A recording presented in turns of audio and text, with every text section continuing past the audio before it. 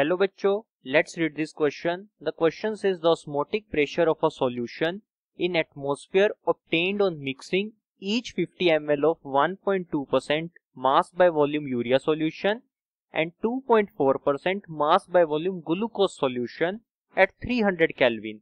R is 0.08 litre atmosphere पर kelvin पर मोल. हमें गैस कांस्टेंट की वैल्यू गिवन है और टेम्परेचर है 300 केल्विन. हमें क्या फाइंड करना है? ऑस्मोटिक प्रेशर कब? जब हमारे दो solution 50 ml 1.2% mass by volume urea और 2.4% mass by volume glucose solution mix होते हैं. ठीक है, तो बेसिकली इस क्वेश्चन को करने के लिए जो हम यहाँ पर की कॉन्सेप्ट लेके चलेंगे, क्या की कॉन्सेप्ट यूज्ड होगा हमारा यहाँ पर? की concept used here is osmotic pressure. Osmotic pressure हमारा की कॉन्सेप्ट यूज्ड होगा. तो अगर हम बात करें ऑस्मोटिक प्रेशर की, तो ऑस्मोटिक प्रेशर होता क्या है? It is a minimum pressure. It is a minimum pressure. मतलब कम से कम जो pressure which needs to be applied on solution side, ताकि जो हमारा सॉल्वेंट है उसका फ्लो रुक जाए. ठीक है, it is a minimum pressure which needs to be applied to a solution. किस लिए? To prevent the inward flow of water या solvent. To prevent the inward flow of water. कहां पर?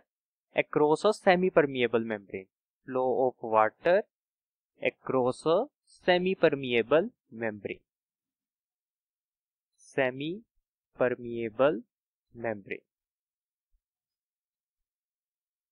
मेम्ब्रेन. ठीक है, और इसको हम डिनोट किससे करते हैं ऑस्मोटिक प्रेशर को? इट इज डिनोटेड बाय पाई.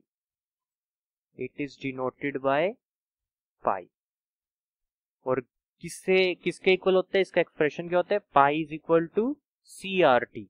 ठीक है, जहां पाई क्या है हमारा? रिप्रेजेंट करते हैं हमारे ऑस्मोटिक प्रेशर को. Osmotic pressure. C यहां पर क्या है? कंसंट्रेशन. हमारी कंसंट्रेशन C है.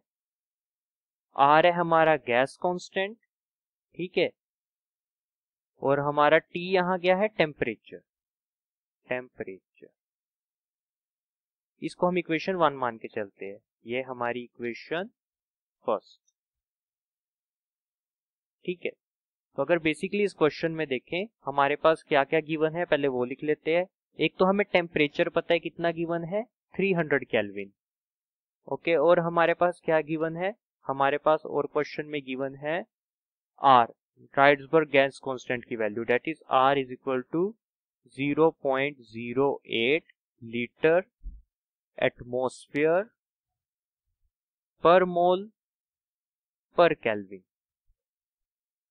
ठीक है, और हमें क्या फाइंड करना है? हमें फाइंड करनी है कंसंट्रेशन की वैल्यू फाइंड करनी है, जिससे हमारा पाई आ जाएगा. तो इसके लिए हमें यहाँ पर क्या कह दिया? 50 ml of 1.2% mass by volume of urea and 2.4% mass by volume of glucose. अब इससे देखते हैं हम टोटल कंसंट्रेशन कैसे फाइंड कर सकते हैं. सबसे पहले हमें पता है कि जो हमारा मोलर मास निकालते हैं, मोलर मास ऑफ यूरिया कितना होता है? मोलर मास ऑफ यूरिया, अगर हमें यूरिया का फॉर्मूला पता है, केमिकल फॉर्मूला, तो वो क्या होता है? NH2CONH2.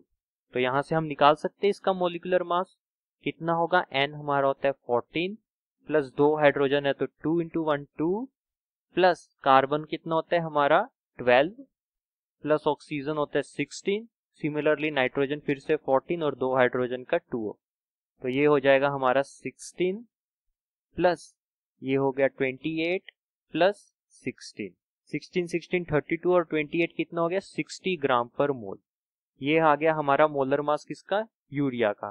सिमिलरली अगर हम ग्लूकोज का देखें तो molar mass of glucose is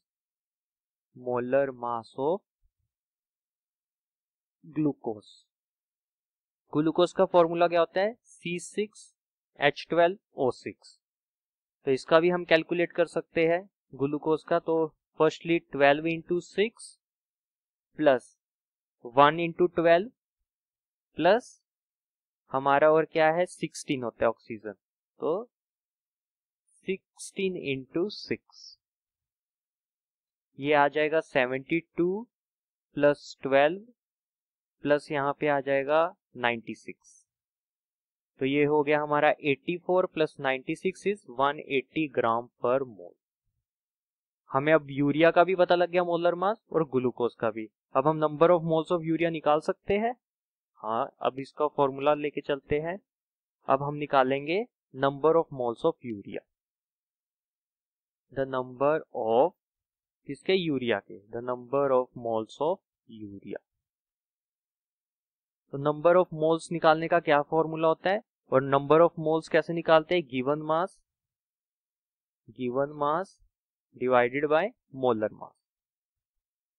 ठीक है, और हमें वेट भी कितना दिया है 1.2% मास बाय वॉल्यूम। तो यहाँ से हम निकाल सकते हैं हमारा given mass by molar mass. हमारा कितना आ जाएगा, यहाँ पर 50 ml हमें गिवन है, इंटू 50 ml और 1/2% मीन्स 1.2 ग्राम इन कितने 100 ml, मास बाय वॉल्यूम का ये मतलब है, और इंटू 60 हमारा जो मोलर मास है 60 ग्राम पर मोल। ठीक है, तो 1 यहाँ पे 2 आ जाएगा, ml से भी ml कैंसल, 1.2 डिवाइडेड बाय 60, तो ये हमारा आएगा पर मोल, ऊपर जाके मोल हो जाएगा, तो ये इसका आंसर आएगा 0.01 मोल। ठीक है, सिमिलरली अगर हम ग्लूकोज का देखें, the number of moles of glucose is the number of moles of glucose. तो इसमें भी हमें ग्लूकोज कितना गिवन है, वो भी हमारा 50 ml है। ठीक है, into 2.4% by volume, mass by volume, तो 2.4 ग्राम, नीचे वॉल्यूम 100 ml। ठीक है, इंटू में इसका जो हमारा मोलर मास था 180 ग्राम पर मोल। सिमिलरली अगर हम इसको भी सॉल्व करेंगे तो हमारा क्या आंसर आ जाएगा, यहाँ से हियर इट इज 0.0067 मोल। ठीक है, तो बस हम टोटल कंसंट्रेशन निकाल लेते हैं मोलर की। टोटल मोलर कंसंट्रेशन कितनी आई, टोटल मोलर कंसंट्रेशन यहां से हमारी निकल आएगी। हमारे नंबर ऑफ मोल्स यूरिया के कितने आए 0.01 मोल। ठीक है, प्लस हमारे ग्लूकोज के कितने हैं 0.0067 मोल। ठीक है, और हमें पता है volume of solution in litre, तो टोटल वॉल्यूम कितनी होगी 50 ml इसकी प्लस 50 ml ग्लूकोज की, और कितने में इंटू 1 लीटर निकालनी है हमें 1 लीटर में। ठीक है, 1 लीटर में, तो इसके लिए हम किससे मल्टीप्लाई कर देंगे 1000 ml से, तो ये तो जस्ट कैंसिल हो जाएगा इसके साथ।